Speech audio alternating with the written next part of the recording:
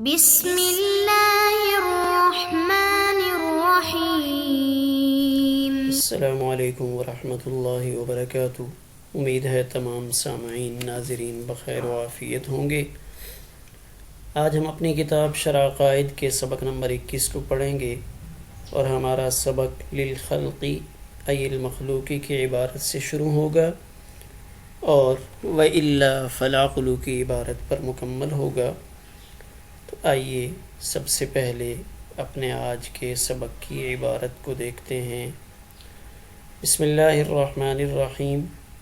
للخلق ای المخلوق من الملک والانس والجن بخلاف علم الخالق تعالی فإنه لذاته لا بسبب من الأسباب ثلاثة: الحواس السلیمة والخبر الصادق والعقل بحکم الاستقراء ووجه الضبط ان السبب ان كان من خارج فالخبر الصادق وإلا فإن كان آلة غير مدرك فالحواس وإلا فالعقل۔ آئیے اب اپنی عبارت کا ترجمہ کرتے ہیں۔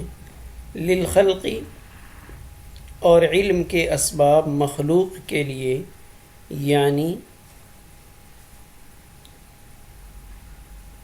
فرشتے، انسان اور جن کے لیے، بخلاف اللہ تعالیٰ کے علم کے، اس لیے کہ وہ ذاتی ہے، اسباب میں سے کسی سبب کی وجہ سے نہیں ہے۔ ثلاثۃ، وہ علم کے اسباب 3 ہیں: حواس سلیمہ، خبر صادق اور عقل، استقراء کے حکم سے۔ ووجہ الضبط، اور وجہ حصر یہ ہے کہ سبب اگر مدرک سے خارج ہے تو وہ خبر صادق ہے، ورنہ اگر وہ آلہ غیر مدرک ہو تو وہ حواس ہیں، ورنہ پھر عقل ہے۔ آئیے اب اپنے سبق کی تشریح دیکھتے ہیں۔ ہمارے سبق کا پہلا لفظ ہے للخلق، اسباب العلم، پہلے متن تھا، اب یہ متن کا دوسرا حصہ ہے للخلق، علم کے اسباب خلق کے لیے۔ تو یہ للخلق علم کی صفت ہے، محذوف عبارت یہ بنے گی اسباب العلم الحاصل للخلق، الحاصل معذوف ہوگا، للخلق اس کا متعلق ہوگا، اور یہ الحاصل العلم کی صفت بنے گا، اسباب العلم الحاصل للخلق۔ تو اس للخلق کے ذریعے سے اللہ تعالیٰ کے علم کو خارج کرنا مقصد ہے، یعنی یہ بتانا چاہتے ہیں کہ یہاں جو علم کے اسباب بیان کیے جا رہے ہیں یہ علم خلق کے اسباب ہیں، نہ کہ علم خالق کے۔ بخلاف علم الخالق، کہ اللہ تعالیٰ کا علم اس کے لیے اسباب نہیں ہے۔ فَإِنَّهُ لِذَاتِهِ، اللہ تعالیٰ کا علم ذاتی ہے، علم کے ساتھ اللہ تعالیٰ کے متصف ہونے میں اس کی ذات کے علاوہ کسی اور چیز کا کوئی دخل نہیں ہے، اور اللہ تعالیٰ کسی سبب کا محتاج نہیں ہے۔ اس بات کو واضح کیا، یعنی علم کے لیے مخلوق کو تو اسباب چاہیے، لیکن اللہ تعالیٰ کے لیے علم کا کوئی سبب نہیں ہے، اللہ تعالیٰ کا علم ذاتی ہے۔ یہاں شارح رحمہ اللہ نے مخلوقات میں سے 3 مخلوق ان کا نام لیا: انسان، جنات اور فرشتے۔ ملک کا لفظ بولا، ملک لام کے فتح کے ساتھ فرشتوں کے لیے بولا جاتا ہے، اور ملک لام کے کسرہ کے ساتھ بادشاہوں کے لیے بولا جاتا ہے۔ تو ان 3 کا نام لیا مخلوقات میں سے، حالانکہ مخلوقات تو بے شمار ہیں، لامحدود ہیں، انسان نہیں جانتا کہ اللہ تعالیٰ نے کتنی مخلوقات پیدا کی ہیں۔ تو ان 3 کو خاص کیا گیا اس لیے کہ یہ تین کسی نہ کسی درجے میں مکلفات کے اندر آتے ہیں۔ انسان اور جن تو مکلف ہیں، وما خلقت الجن والانس الا لیعبدون، ان دونوں کی تخلیق کا مقصد تو اللہ نے واضح کیا، گویا کہ ان کو مکلف بنایا۔ تو فرشتے بھی نص قرآن کی روح سے لا یعصون اللہ ما امرہم ویفعلون ما یؤمرون، تو گویا کہ فرشتے بھی اللہ کے احکامات کے پابند ہیں، لیکن ان تین مخلوقات کے علاوہ جو دیگر مخلوقات ہیں ان کے احوال ہمیں معلوم نہیں ہیں، کیا ان کے اندر ایسے نفوس مجردہ ہیں جس کے ذریعے وہ کلیات کا ادراک کر سکتے ہیں یا نہیں۔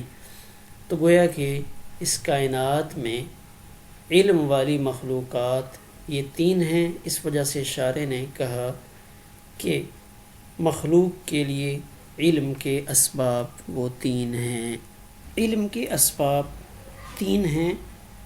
شارح رحمہ اللہ فرماتے ہیں کہ علم کے اسباب جب تلاش کیے گئے تو ہمیں یہ تین اسباب ہی ملے، حواس سلیمہ، کہ انسان کے حواس وہ ٹھیک ہوں، ان حواس کے اندر کوئی خرابی نہ ہو، تو پھر وہ حواس بھی اسباب علم میں شامل ہوتے ہیں۔ اسی طرح خبر صادق وہ بھی اسباب علم میں سے ہے، اور عقل یہ بھی اسباب علم میں سے شمار کی جاتی ہے۔ ان کے علاوہ بھی اگر کوئی ہوتا تو اس کو بھی لایا جاتا، لیکن تحقیق سے معلوم یہی ہوا کہ اسباب علم صرف یہی تین ہیں۔ بحکم الاستقراء، یعنی اسباب علم کے تین میں منحصر ہونے کی دلیل استقراء ہے۔ استقراء کے معنی تتبع اور تلاش کے ہیں، یعنی یہ مطلب ہے کہ تلاش و جستجو سے علم کے یہی اسباب معلوم ہوئے، اور استقراء سے جو بات حاصل ہوتی ہے وہ ظنی ہوتی ہے، یعنی یہ نقطہ ذہن میں رکھا جائے، استقراء سے جو بات حاصل ہوتی ہے وہ ظنی ہوتی ہے۔ کیوں؟ اس لیے کہ آدمی کا، کسی بھی انسان کا استقراء عموماً تام نہیں ہوتا بلکہ ناقص ہوتا ہے، لہٰذا اسباب علم کا تین میں حصر ظنی ہوگا، اس کو قطعی نہیں کہیں گے کہ اسباب علم تین ہی ہیں، اس سے زیادہ نہیں ہو سکتے، تو یہ استقراء ظنی ہوگا۔ وجہ الضبط، یعنی اسباب علم کے مذکورہ تین چیزوں میں منحصر ہونے کی وجہ یہ ہے کہ سبب علم یا تو مدرک سے خارج ہوگا یا نہیں۔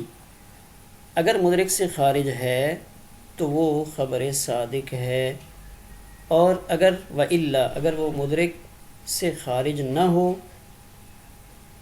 تو یا تو ایسا آلہ ہوگا جو مدرک کے علاوہ ہے، یا عین مدرک ہوگا۔ تو اگر وہ آلہ ہو تو اس کا نام حواس ہے، اور اگر وہ آلہ نہ ہو یعنی عین مدرک ہو تو اس کا نام عقل ہے۔ مدرک کسے کہتے ہیں؟ مدرک کا معنی ہے ادراک کرنے والا۔ مدرک حقیقت میں نفس ناطقہ ہوتا ہے، اور عقل اس کے لیے ایک آلے کے درجے میں، یعنی اصل استعمال کرنے والا نفس ناطقہ ہے، وہ نفس ناطقہ عقل کو استعمال کرتا ہے، عقل اس کے لیے آلہ ہے، لیکن مجازاً عقل پر بھی مدرک کا اطلاق کر دیتے ہیں، کیونکہ عقل کا نفس ناطقہ سے بہت گہرا تعلق ہے، اور اشیاء کے ادراک میں اس کا بہت زیادہ چونکہ دخل ہے، اس وجہ سے بعض محققین دونوں کو ایک کہہ دیتے ہیں، یعنی نفس ناطقہ اور عقل الگ الگ چیزیں نہیں، گویا کہ بعض محققین کے نزدیک یہ دونوں ایک ہی چیز ہے۔ ہمارا آج کا سبق اسی پر مکمل ہوا۔